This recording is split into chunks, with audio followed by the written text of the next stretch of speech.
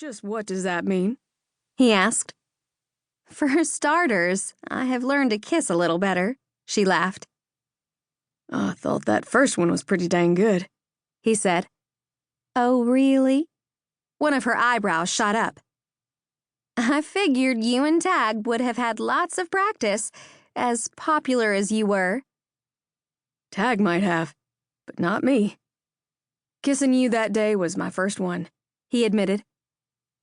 So, how long are you in Bowie for? At least until Aunt Molly comes home from her long vacation, she answered. Did you ever get married? Well, you never were one to beat around the bush, huh? She stepped away from the counter, tiptoed, and hugged him.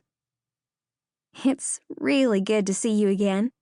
And no, I'm not married, engaged, or even dating. She took a step back and stared right up into his eyes. I'll be here another couple of weeks at least. If I had your phone number, I might call you sometime. Well, now, darling, I'd love to see you, he drawled. If you'll give me your phone, I'll make it easy for you, she said. He fished it out of his pocket and handed it over to her. She programmed her number into it and gave it back. Then she picked up his hand and wrote the landline number for the inn on his palm. Now we have no excuse not to call each other, unless you're married, engaged, or dating. I don't trespass on another woman's property. No, ma'am. None of the above. He shook his head and wondered if she felt the same sparks he did. Why didn't you talk like this a couple of weeks ago when I saw you at the Christmas party? She turned around and started across the floor without answering, which in some ways gave him all the answer he needed. We should get this mess cleaned up, she said. Where's a mop? I made this mess. I'll clean it up. That's sweet of you. Rose led him into the storeroom. The mop is in the closet along with more of those cheap plastic bowls. He found the mop and carried it back out to the shop. I came to buy my sister a present for her birthday, he told her. She laid a hand over her heart. My poor little heart is broken. I thought you came in just to see me. You lied to me, Rose O'Malley. He leaned on the mop. You said you'd changed. I don't see that at all. She cocked her head to one side, just like she had the first time he'd sat down beside her in the school cafeteria.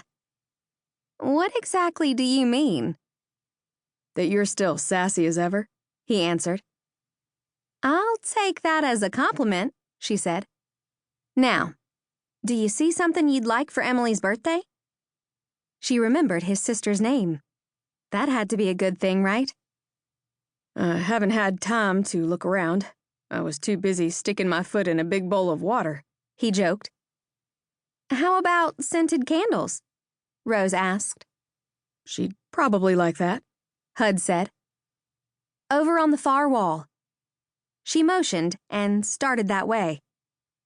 By the way, where's Tag these days? Did he move to this area with you? His twin brother had an aura of dangerous excitement that drew women to him like drunks to a honky-tonk. Hud had lived his whole life in the shadow of Taggart Baker, and that's the main reason why Tag never knew about the teenage crush Hud had had on Rose O'Malley all those years ago. He's married now, Hud told her. And his wife, Nikki, is a nurse at the hospital here in Bowie. That surprises me. She took what looked like crystal cupids from one of the boxes. Not that his wife is a nurse, but that he settled down. That boy was so wild in junior high school, I figured that a jealous boyfriend or even husband would have shot him by the time he graduated. Nikki tamed him down a lot. His foot was still wet, and with the freezing temperature outside, his toes would probably be frostbitten when he got home. But flirting with Rose was well worth whatever price he had to pay. Hud had learned a lot from his twin brother, like how to sweet-talk a woman off the dance floor and into bed. But this was Rose, the little red-haired girl he'd